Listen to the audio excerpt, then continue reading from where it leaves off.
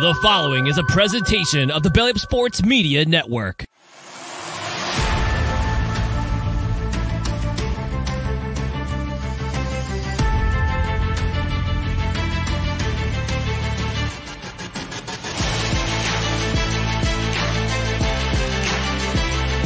Here comes pressure, throws it to Eckler on the screen. He's got a block to the 10, to the 5, into the end zone. High pass. Did Williams make that catch? My goodness. For a first down, Herbert with time. Now running out of time. Throws on the run. Down the sideline. Caught in the end zone. Keenan Allen for the touchdown. Throws, and again it's intercepted. And that's Asante Samuel.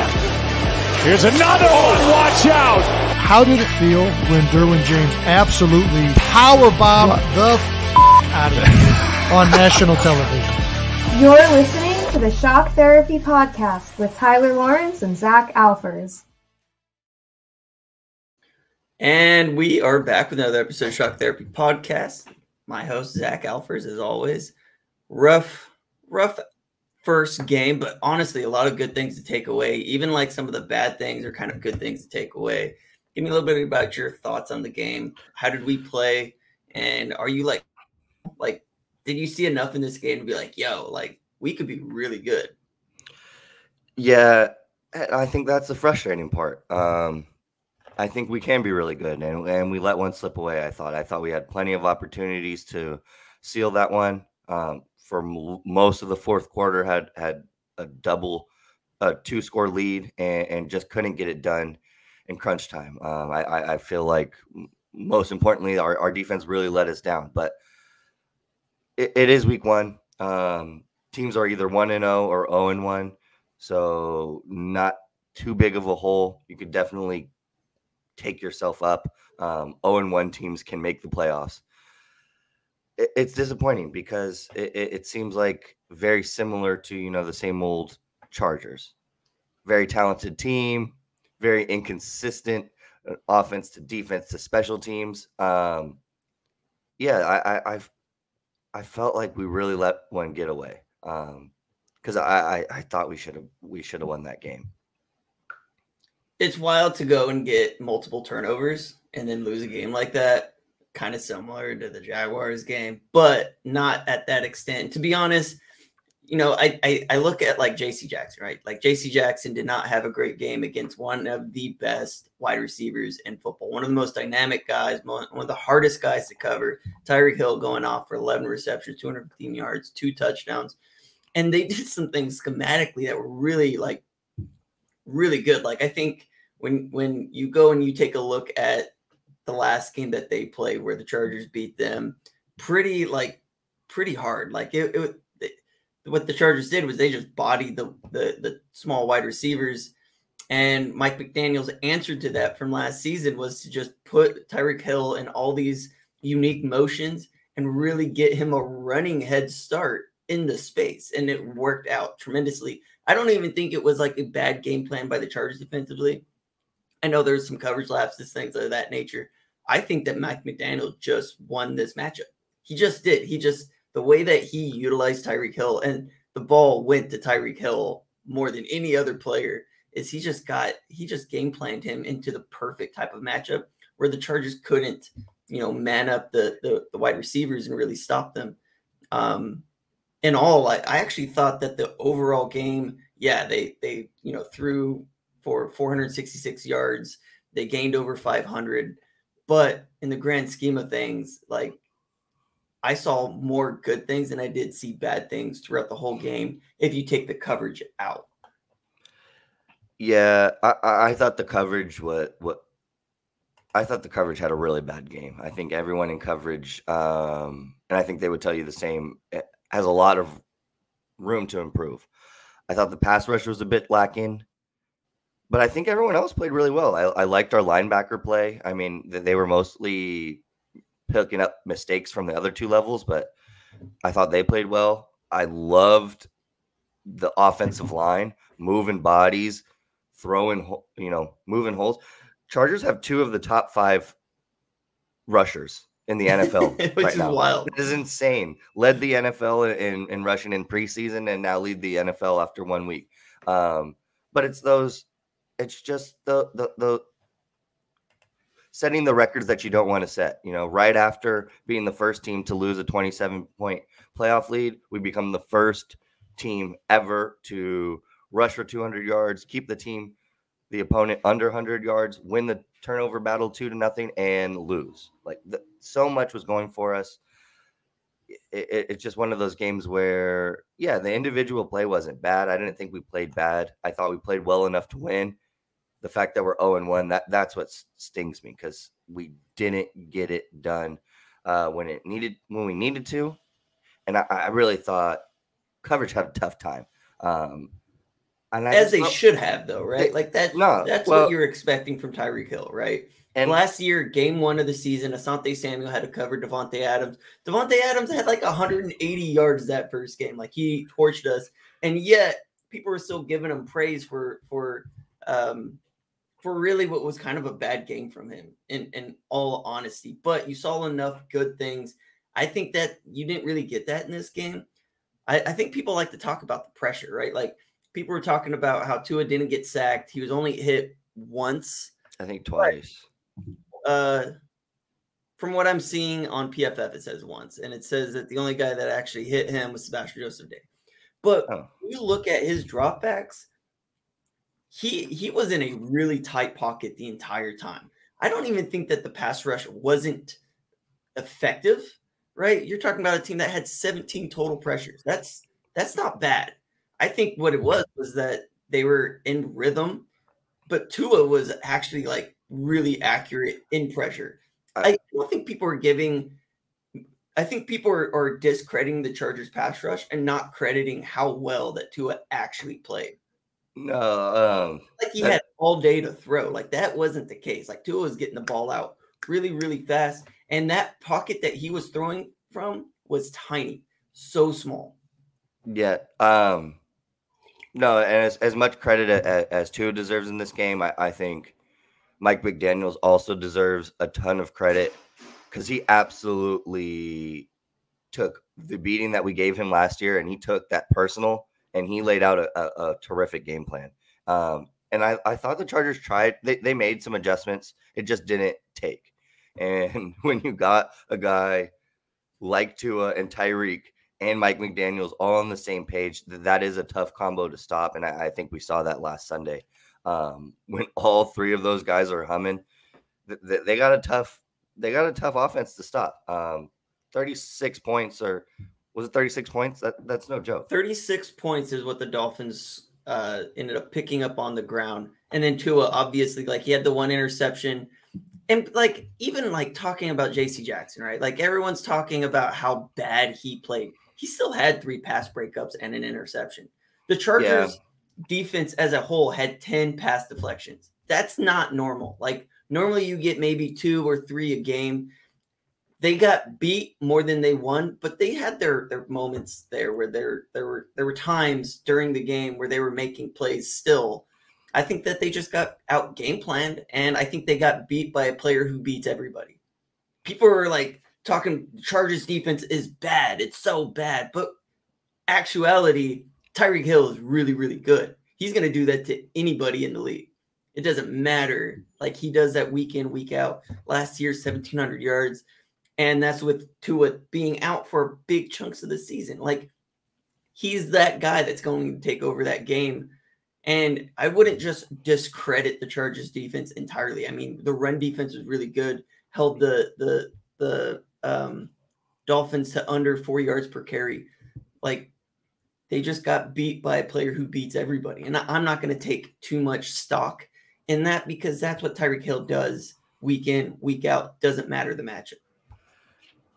I guess the only thing I'll add, I think for the most part, I don't think the defense had as an egregious of a game as a lot of people are trying to make it seem. I do think for every pass breakup, we did give up an explosive play. And I think it's just that inconsistencies, right? I think we did see splashes of this could be a dominant defense, but every time you saw a flash, you gave up an explosive run and/or an explosive pass play. So it was just that.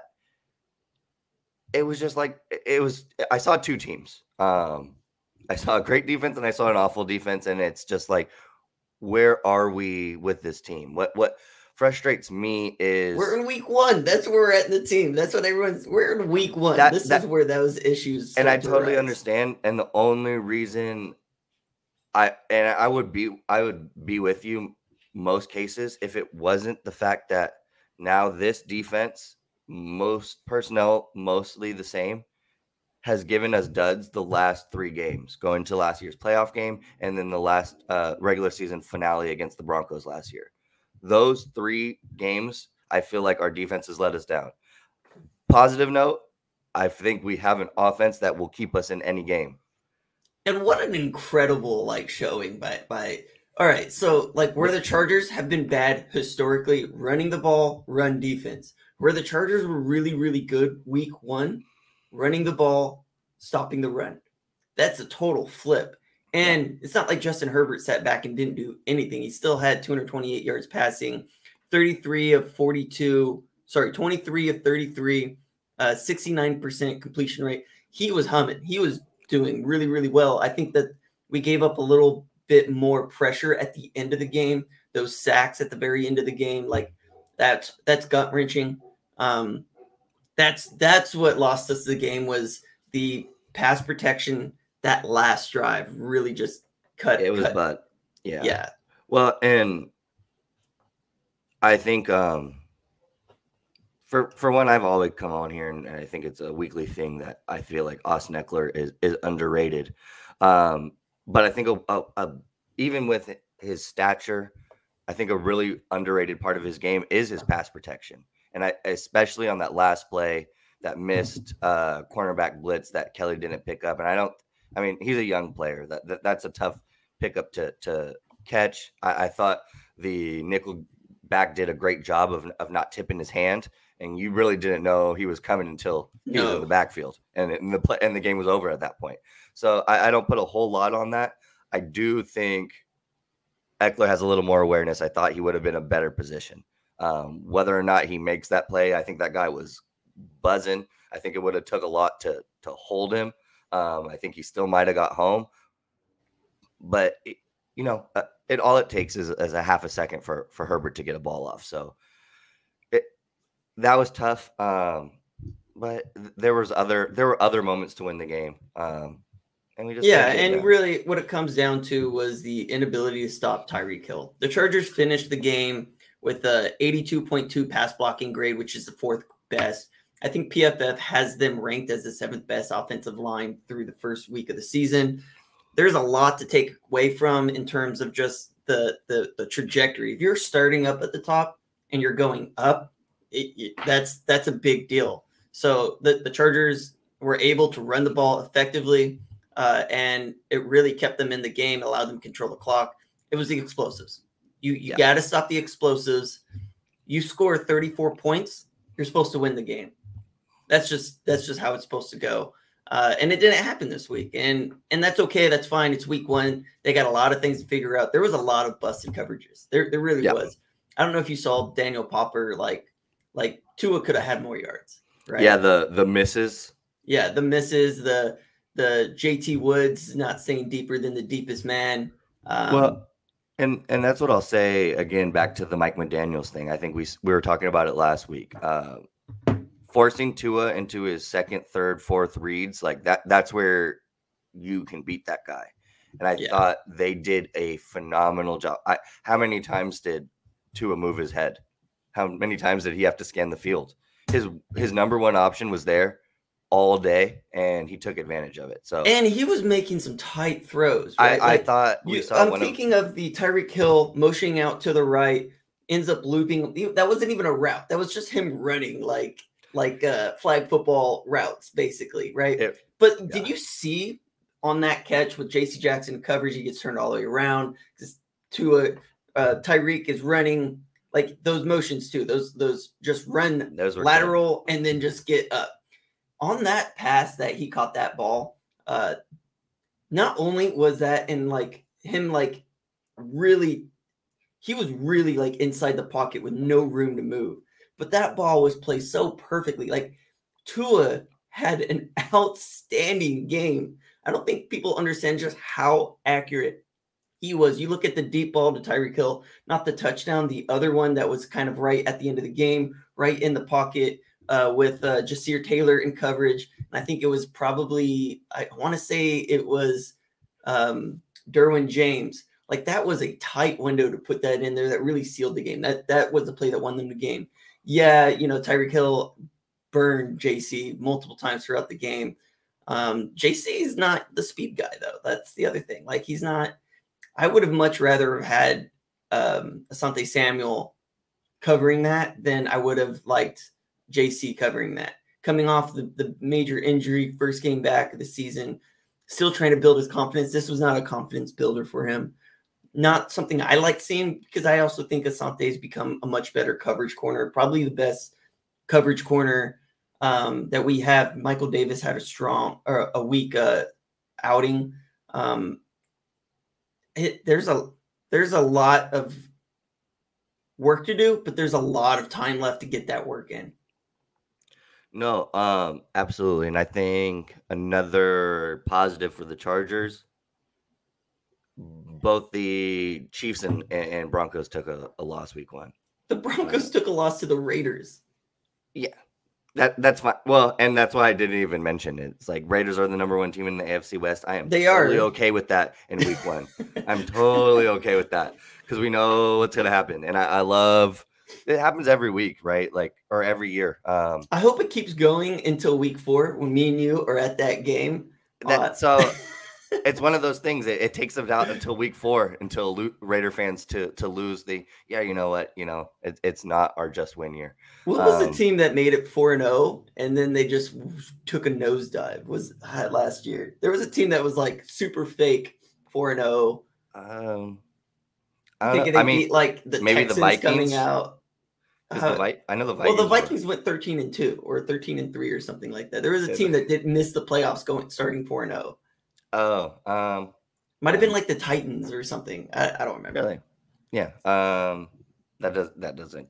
Yeah. All right. So give me like, what were the 3 best things you saw from the game? What are the 3 things we need to fix? And then let's move on to the Titans. Yeah. Best things. First off, run game. I am a major believer in Kellen Moore. I love this offense. I wish the game plan really didn't call for it, but I wish we had a little more passing rhythm in that last drive because I thought we were running the ball so effectively, and then when we needed a drive to put together, I thought it was a little rusty. But credit to the Dolphins defense, they made it rusty. But I thought the offensive line play, the run game was phenomenal. I loved seeing Keenan Allen getting go routes. Keenan Allen getting moved all over the place. Wheel routes. That was a wheel route that he caught that big old 40-yard catch. I thought Keenan had a phenomenal game. One of I think his best performances as a pro. Defensive side of things, I want to get a defensive player out there. I'm trying to get a D highlight. Well, while you're thinking of it, I'll start talking about the offense and I'll let you talk about the defense. Rashawn Slater. Yes, sir. We haven't even talked about him. Like, he destroyed his matchup. Like, I don't think people know just getting him back how big that was for the Chargers. Didn't give up a single sack. I don't think he gave up a single pressure. He was phenomenal. Absolutely amazing. I got to give some love to this O-line because not only did they just dominate their man up front in the run game, yeah, the sacks at the end, the pressure on Herbert wasn't great, but Rashawn Slater had himself a day. And I really liked schematically how the Chargers ran the ball. I mean, there's a lot more pulling of players, getting them out into space. Like the tight ends, which we haven't even talked about, the way that they were utilized in the run game, in the motion, coming up and using misdirection, pulling guards into running lanes, letting them be your lead backers. It reminds me, it's not exactly the same, but it reminds me of a little bit about how the Browns run the ball when they're just pulling two guards one direction, and then they're doing like the jet sweeps. Like that never works for the Chargers, and Kellen Moore is able to get that going. And a big chunk of that is just how the tight ends are being utilized in the run game, and the allowing the Chargers offense to just play so physical up front on the line of scrimmage and get those yards is the major reason why that issue's been fixed. Schematically, we already had the players to do it. We don't have any new players on offense in the tight end room or on the offensive line. It's just schematically, how are we doing this and how are we making it look so that the defense is thinking one thing and it's a misdirection run to the other side because you got a pulling guard going that way. So just schematically and physically, how they are running the ball is just tremendously different.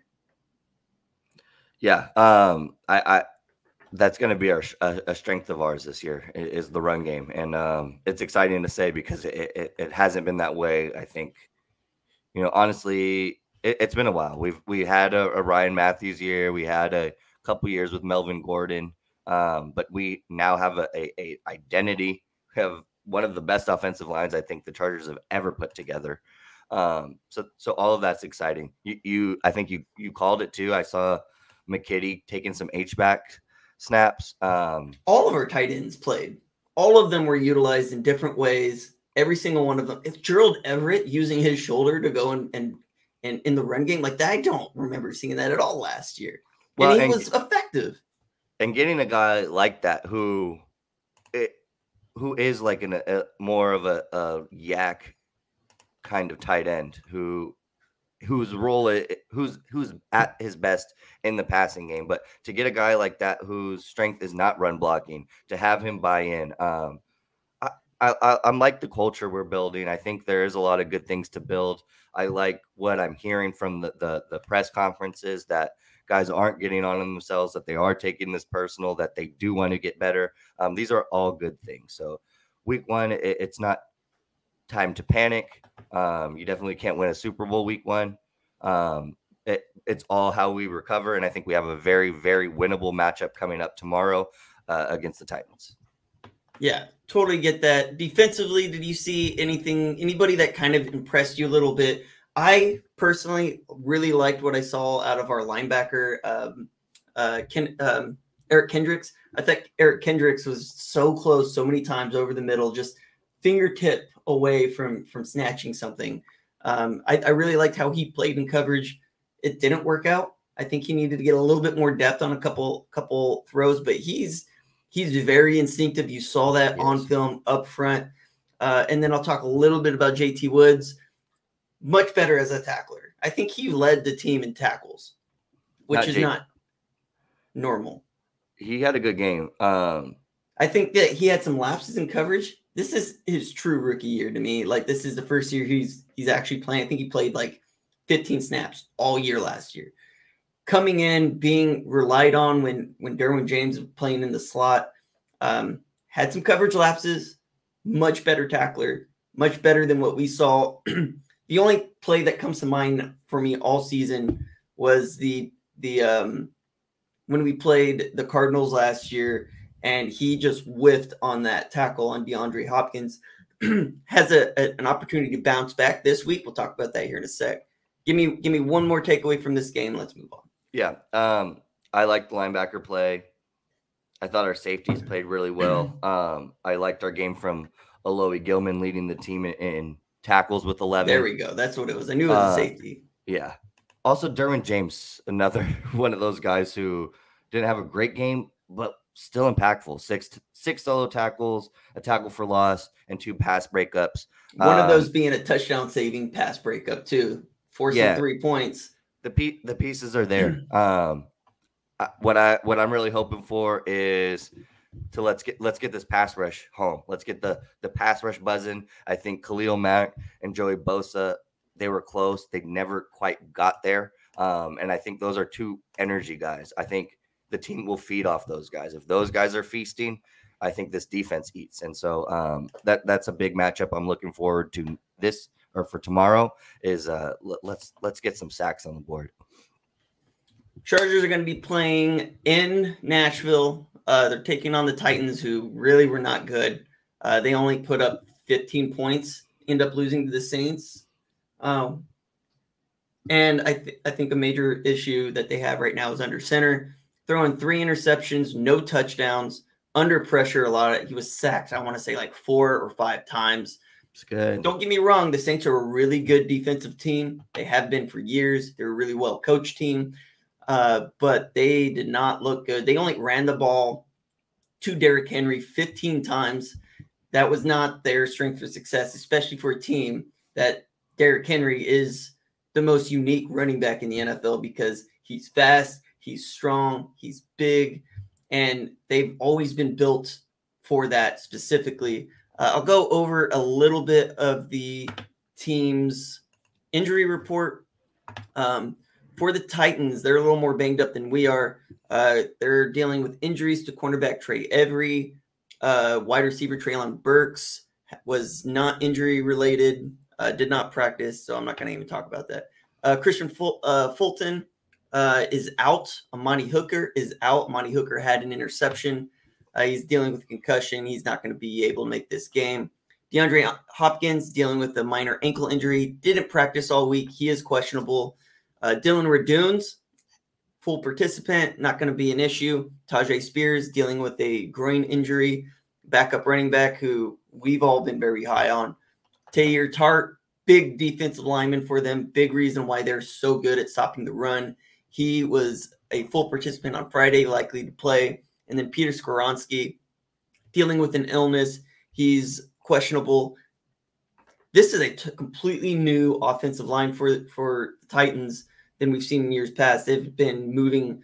They've been having to just replace guys left and right. Dylan Radunes and Peter Skoronski, if those guys are not fully healthy, it's probably a big reason why they went away from the run game so much, is they just did not have the comfort level to think that this team could really run the ball as effectively as they have in years past. I don't think they're going to do that this week. I think that they're going to really put that emphasis back on the run and make Derrick Henry run over everybody. Yeah, it's one of those daunting matchups. I think Derrick Henry's skill set is definitely I think one of the Chargers' defense's historical weakness. You know, strong, built guy, need to rally to the football, and can't give up those broken tackles, those arm tackles. And I think this is going to be a very interesting game. I think the last time we played the Titans, we ended up squeaking that one out, but Derrick Henry had his way with this defense. Very similar personnel grouping. You know, I think the only difference really is Eric Kendricks and some rookies. This will be a testament. I don't think, not super impressed with the passing game. But when you got a guy like Derrick Henry back there, as big as he is, as talented as he is, that scares me. This guy can put up a 200-yard rushing day whenever he feels like it, if the game plan is there and you aren't rallying to the football and your tackling isn't clean. I will say that through the preseason and this first game, I thought the commitment to tackling basics, the fundamentals, wrapping up, being in proper technique, putting a shoulder on a guy, I thought we saw that. I thought we saw a lot less broken tackles than we've been seeing the last season or so. So that is positive. I think the whole thing is limiting those outside runs for Derrick Henry. When you got him within the backfield or in the first 5 yards, like that's where you're going to win. As soon as he is able to build up that head of steam, when you give him that running lead, that's when, you know, I'm voluntarily jumping out of the way. I don't care. Here you go, 7 points. But I mean, you see how he practices? Yeah, the way he's an animal, dude. He just practices with chains. Like that's all he uses is just chains and people. And he uses people to he's just a different animal, man. And I think it's really not a good week for the Chargers to be playing Derrick Henry because Joey Bosa's banged out. He's questionable. Dion Henley, Eric Kendricks, two of our inside linebackers, both doubtful. Chris Rumpf, also doubtful. we are missing some bodies in the box that are going to be instrumental to how we play them. And I think they're going to look at that injury report and be like, let's just test him. Let's just test him because our quarterback completed. This is terrible. Like, our quarterback completed 47% of his passes for 198 yards, no touchdowns, 3 interceptions, 3 sacks. Ryan Tannehill was not it. DeAndre Hopkins, 13 targets, 7 receptions, 65 yards. When you have no run game and you have a quarterback who's declining, and you've already got not one, but 2 guys who are likely to take him over next year, if not during the season, if not during this game. They drafted Malik Willis, and they also drafted Will Levis. They're in transition. This is a team that's definitely in transition, but they got enough weapons to beat you. They still have what I consider to be probably a top 15 wide receiver at this point in his career. DeAndre Hopkins can still take over a game. They still have Derrick Henry. They've got a young offensive line who probably weren't as good as they were 2 years ago, but they got enough guys there to really burn you and really hurt you if you're not able to play as physical as they like to play on the offensive side of the ball. And I don't know if we have the personnel to take them on this week. I don't know what Joey Bosa's health is. I'm not surprised because Joey's always got these kinds of injuries or something. But it's really like, this is not a good time to play them with those guys injured in the box where we need them the most. A tough week as far as like personnel groupings and matchups, but what a great week to redeem yourself. Get some momentum back on your side. A very beatable defense. I think the run defense is strong, but I think this defense can be attacked through the air. It's time to stop talking and show some improvement. We've talked about this influence of culture, this back to the basics type of philosophy. Our defense has let us down, in my opinion, the last 3 games. The offense has done enough last 3 games to win the game. Our defense has let us down. So what a great opportunity to make amends and get the momentum back rolling. Because this game, we've seen it last year. You can go through so many streaks. The Chargers are very streaky. Red hot Miami Dolphins last year and then tanking at the end of the year, barely making the playoffs. This is a streaky league, so it's time to get on the winning side of things. Not too late to make the rights, and I think Tennessee provides us a great matchup to learn and to build on our strengths and continue to work on our weaknesses.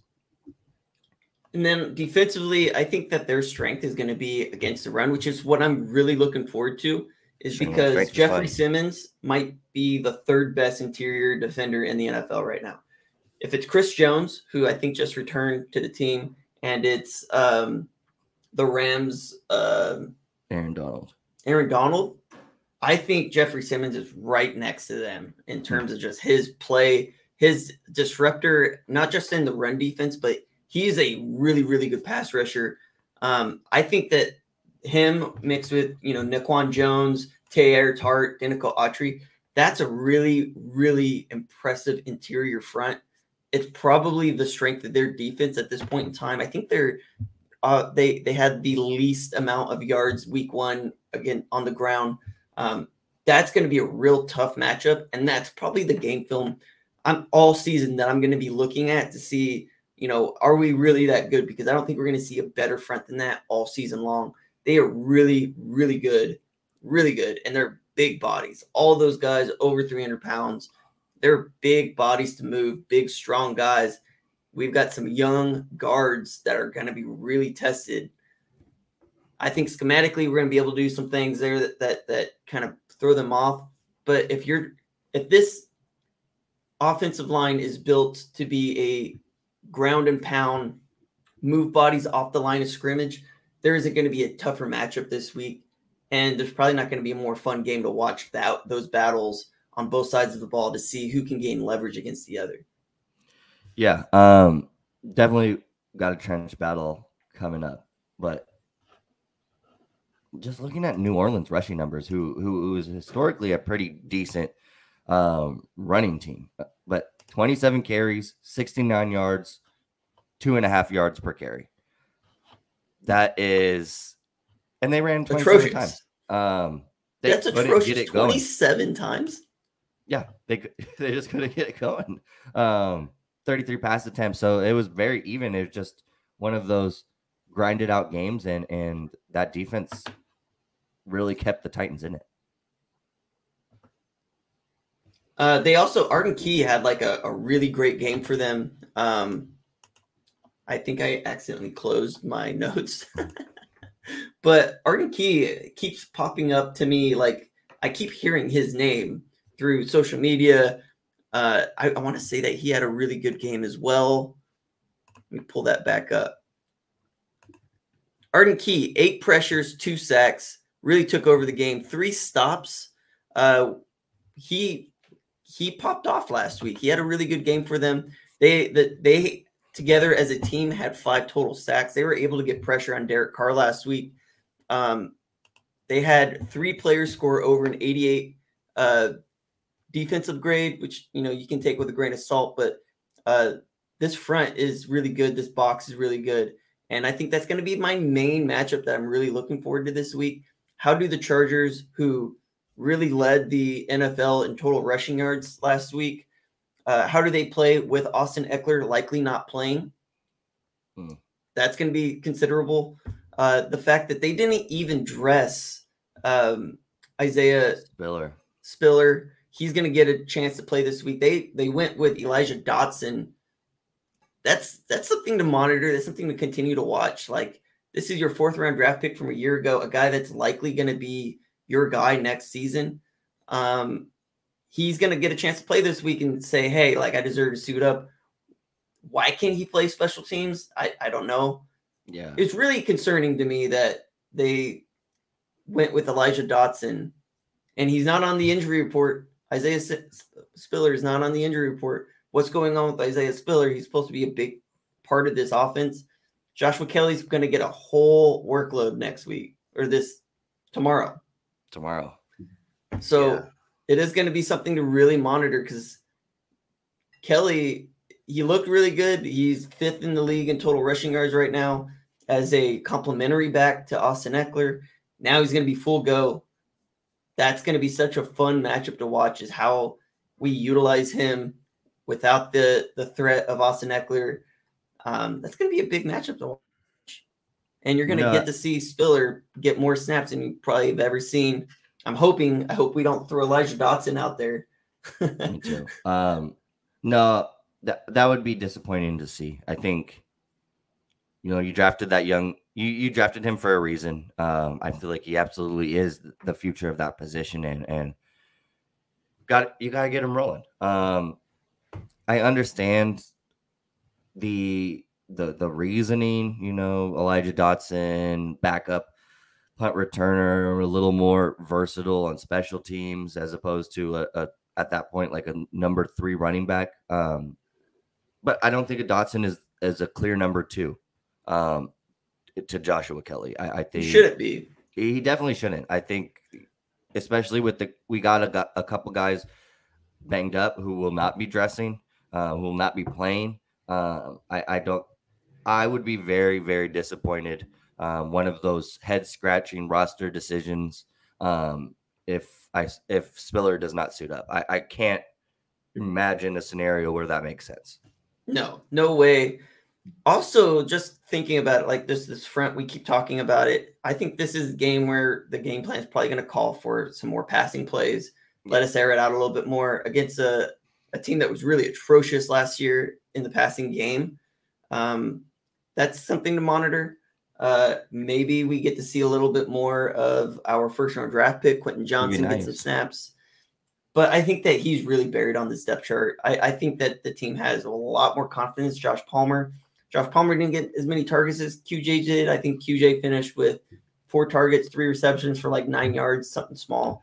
But yeah, this is the game where we're going to test out the passing offense and see just how good it is as comparable to training camp, where we saw a lot more of it. Yeah, I was just going to piggyback off that. Just that Quentin Johnson absolutely has a tough road ahead of him. Just because we have plays in place now that are built for him. How many receiver screens to like Keenan Allen did we see? Which I love getting the screen game. You know, just that unpredictability is awesome, especially when you get guys like Zion Johnson and Rashawn Slater out in space, getting the bully up on 180-pound DBs. I love it. And then you look at like Amani Hooker and Christian Fulton are out too, right? Like that's going to play a factor in it. No, this secondary is definitely beatable. And with as many guys in the pass game that we have, I definitely think last week's matchup called for a lot of running plays. That was the Miami's defense's weakness last year. I still think that's going to be a low point for them. The exact opposite is true for the Titans, and I think Kellen Moore is good enough, smart enough to understand that, and I definitely anticipate a big day from the passing game and Herbert specifically. Yeah, I mean, I think Sean Murphy-Bunting is a quality defender, but you're missing Christian Fulton. You're missing Caleb Farley, who was their first-round draft pick. He's been out pretty much his entire career. Amani Hooker is going to be out, so you're looking at Elijah Molden, Roger McCreary, Kevin Byard, which we can really talk about. Like he's a stud. He's really good. He's a really, really good player. But I think that you can do enough in the secondary to really eat. Like you're probably looking at Herbert getting 35 to 40 attempts this game. Yeah. And I think that he goes for over 400 yards for the first time in his career. Still hasn't happened, by the way. Justin Herbert has never thrown for over 400 yards. Which is pretty crazy. I talk about it I felt like last year I was like, this is the week. This is the week. I think this is actually the week. We'll see. And then if it is not, then you're not allowed to say that anymore. But I'm gonna say it until it happens because it needs to happen. Like, yeah, player. Well, then you're not right. He's never done it. He's never had the players to do it. He's never had the take the top off and he's got somewhat more of that ability this year. This might be the week. Every week might be the week, but this might be the week. That's our new weekly tradition then. It is. Herbert's going for 400 yards until he throws for 400 yards. He still hasn't done it. Then this is the week. But it is. It's a wild, crazy stat. It is. Tua just did it last week. Like, come on. Like, it's got to happen. If we're going to talk about crazy stats, and again, back to my point that our defense is letting us out. In the last 3 years, more points. Justin Herbert has put up more points than any offense in the NFL. The flip side of that is our defense has given up more points than any defense has in the NFL in the last. You muted yourself. What happened to you, man? Where you at? Well, while you're trying to figure out your issues right there. So right now, there's only one player who's thrown for over 400 yards, and it's Tua this season. Justin Herbert, like he passed for over 5,000 yards in a season without having a 400-yard game. Can we consistency? That is actually crazy if you think about it. It is. Yeah, he's up at the top of the leaderboards every single season with total passing yards, and he hasn't got a game over 400. That's insane. Over 98. Over 50 pass attempts for Herbert. 50, I think is going to be under. I think it's probably going to be about 40. 50 passing attempts is a lot. It's a lot, but we've seen it a couple times with the Lombardi years. I think. But that's Lombardi, part of that right? Was that we had no run game. So, well, and I love the pairing of the mixture of run and pass that we saw with Kellen Moore. Some more play action and some guys biting on play action, which we haven't seen in a while. Because we have a run game that has to be accounted for. I'm excited. I'm excited. 0-1 is not the worst hole to be in. Both of these teams have yet to win, so I think they're both going to be hungry. AM slot, a little different for Charger fans, but it's time to get on the win column. 1-1 is not the worst place to be, especially because Travis Kelce-less Chiefs look beatable. So who knows how long that guy's going to be out. While the Chiefs are struggling without their guy, it's time to put up some wins and start to put up some wins and try to take a hold of that. This for one, I think the division is wide open, but a lot of those, the playoff teams that we are expecting to see year in and year out in the AFC came up with losses. The Bengals, the Bills, a lot of good teams in the AFC took losses last week. So I think it's wide open. 0-1. It's time to right the ship. I'm not worried. I think the Titans provide us a great opportunity to get back on the winning side of things. Yeah, I don't think that they're a good team. I think that the Chargers go in. They should really dominate this game because I think the way that you win this game, this is my my projection. This is my game plan. We're going to come out. We're going to throw the ball. We're going to put up points early. We're going to force the Titans to get out of the run game early.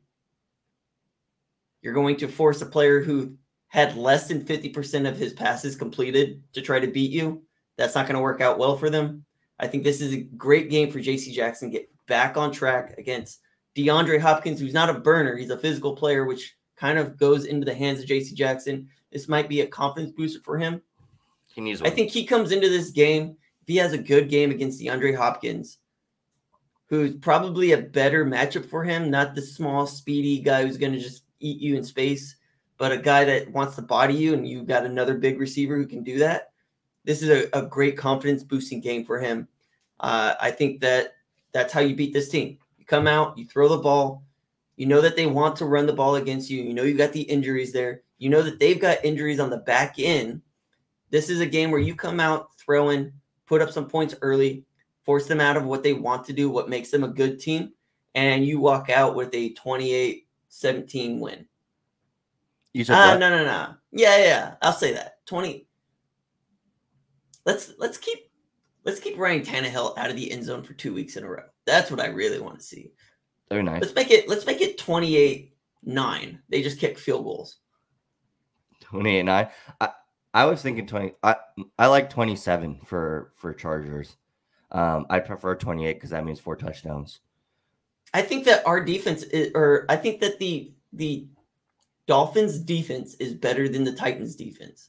I think Absolutely. The run game works against them, but I think when you're looking at that secondary, that's going to be a game breaker for them. The Chargers could put up another 30 plus game this week, and I think the over under for them is like 38. Let's do it. Which is insane.